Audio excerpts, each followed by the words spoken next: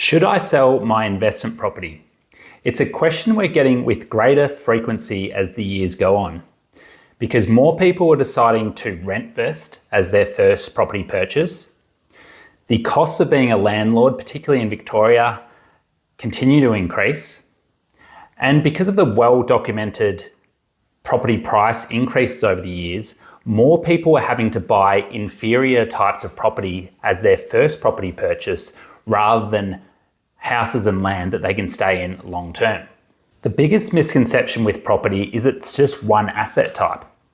There are great properties that produce fantastic capital growth, but then there are really bad properties that produce little to no capital growth and often have low net income yields as well. A strategy whereby you've got a house with great capital growth and you've borrowed to magnify the gains and you're getting some tax relief versus negative gearing is a winning strategy. But there's plenty of other strategies in property that aren't as effective and need to be reviewed. There's a couple of reasons why people hold poor performing properties longer than they should. The first reason is the sunk cost fallacy. Because you have a lot of upfront costs with property, such as stamp duty, people often want to hold the property for years and years until they can hopefully get a rate of return.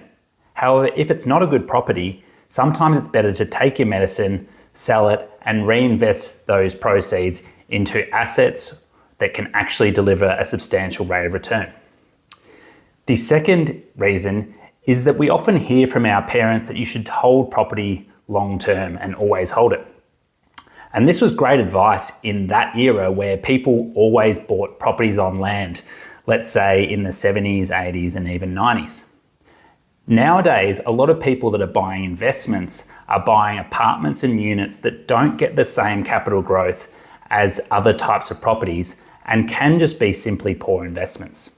So if you want help with the question, should I keep my investment property, both in terms of analysing the specific property against available alternatives, and also in terms of whether that property fits your wider financial planning and life goals, then please reach out.